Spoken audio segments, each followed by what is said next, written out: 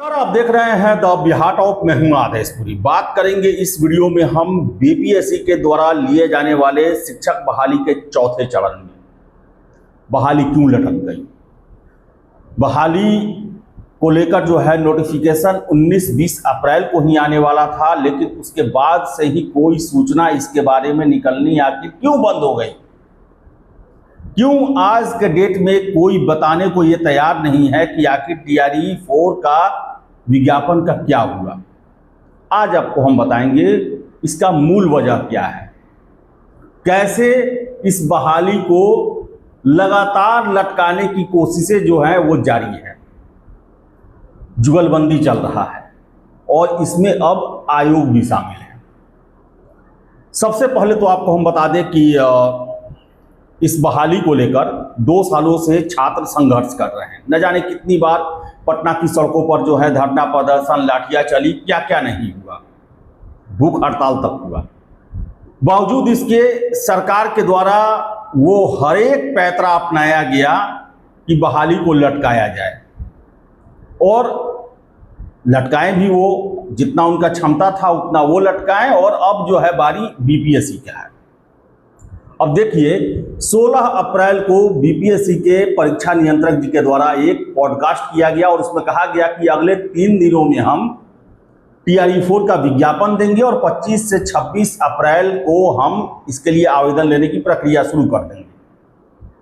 लेकिन आपको हम बताएं कि सारा खेल अगले 3 दिन में ही हुआ, यानी कि 16 को पॉडकास्ट हुआ, 16 से लेकर 19 के बीच में ही खेल हुआ है। और कैसे इस एग्जाम को फिर से लटकाने की कोशिश की गई है, अब देखिए,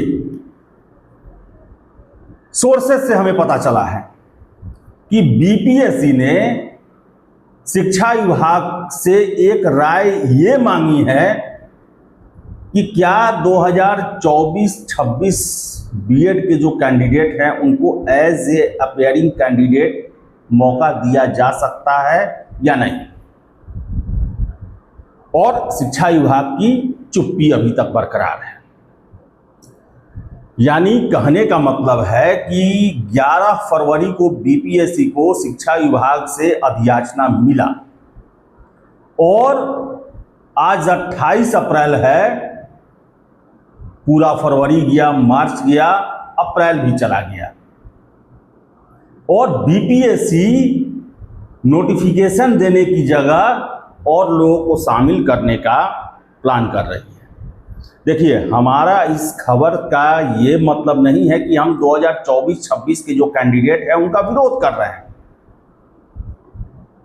और ये भी जो 2024-26 के कैंडिडेट हैं उनको ये नहीं समझना चाहिए कि हमारा पैरोकार जो है वो बीपीएससी बना हुआ है या शिक्षा विभाग बना हुआ है।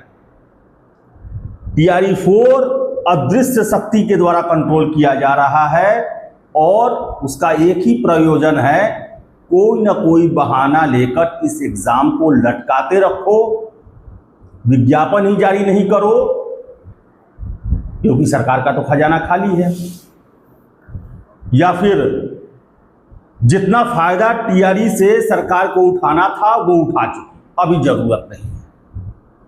आप देखें ना, 2024 में लोकसभा चुनाव, 2025 में विधानसभा चुनाव, 23 से शुरू हुआ बहाली, लोकसभा चुनाव से पहले बात जो है खत्म हो गया और विधानसभा चुनाव जो है आश्वासनों पर जो है वो काट लिया गया।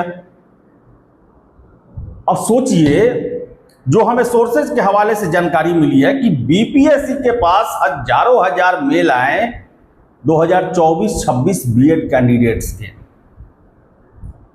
अगर इस खबर में सच्चाई है तो बीपीएससी उस दिन कहां थी जब 70वीं सिविल सेवा के 90,000 कैंडिडेट जब रजिस्ट्रेशन कर चुके थे, अपना आधा फॉर्म डाल चुके थे,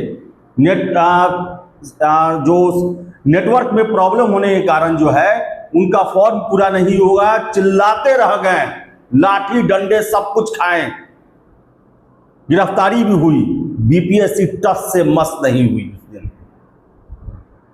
आज इतना प्रेम। और मुझे तो सबसे बड़ा आश्चर्य लगता है कि क्या अब बीपीएससी को गाइड सरकार कर रही है कि तुम रोज एक बहाना खोजो अब, ताकि हम इस बहाली को ज्यादा से ज्यादा समय तक लटका के रखें। अब बताइए, न जाने कितना फरवरी से ही देख ले, डोमिसाइल के लिए, ट्रांसफर पोस्टिंग के लिए, तो फिर स्वतंत्रता सेनानी के नाती नतनी पोता पोती के लिए, फिर से दिव्यांगों के सीट के लिए, पता नहीं कितना कितना चीज के लिए। अब तो मुझे लगता है कि फरवरी से केवल नाटक चल रहा था, जो कैंडिडेट हैं उनकी आंखों में धूल झोंका जा रहा था। अब तो मुझे यही लगता है बीपीएससी के पास एईडीओ कैंसिल करने के लिए भी बहुत सारे मेल आ रहे होंगे। या आप एईडीओ एग्जाम कैंसिल करेंगे? और हो सकता है आगे आने वाले समय में हजारों लाखों कैंडिडेट के द्वारा मेल भेजा जाए कि परीक्षा में गड़बड़ी हुआ है। क्या बीपीएससी इसके आधार पर, मेल के आधार पर एग्जाम कैंसिल कर देंगे? वो कितने छात्रों के द्वारा बहुत सारी मांगी गई अलग अलग परीक्षाओं में, क्या सभी के सभी आयोग के द्वारा स्वीकार कर लिए गए? 70वीं के कैंडिडेट के द्वारा ही अपने सर्विस वरीयता को फिर से एक बार सही करने का मौका मांगा गया, जबकि कुछ ही 5500 ही मात्र कैंडिडेट थे। क्या उनको मौका दिया गया? आखिर कुछ कुछ मौकों पर ही आयोग इतना दिलदार कैसे हो जाता है? और वैसे मौके होते हैं जिसमें ज्यादा जो है मांग उभर के नहीं आ पाता है। अब एईडीओ में ही आपको याद है कि एक हफ्ता के लिए सीधे जो है वो एप्लीकेशन खोल दिया गया, और उसको लेकर भी आज प्रश्न उठ रहा है या कि वजह क्या था। तो शुद्धि पत्र अब निकालते हैं तो फिर इसके लिए जरूरी होता है। शुद्धि पत्र तो बहुत सारे एग्जाम में निकलता है, सबके लिए आप आवेदन तो नहीं खोलते हैं। उसी तरह अब बताएं आपको हम कि जो हमें जानकारी मिली है कि जब से शिक्षा विभाग के पास 2024-26 के लिए पत्र भेजा गया, शिक्षा विभाग एकदम कान में तेल डाल के सो गया है।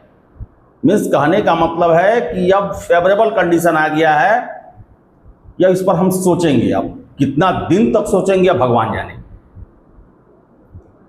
और यही वजह है कि कोई कुछ बोलने को तैयार नहीं। बताइए कि ये जो टीआरई के कैंडिडेट हैं लगातार सड़कों पर आए हैं,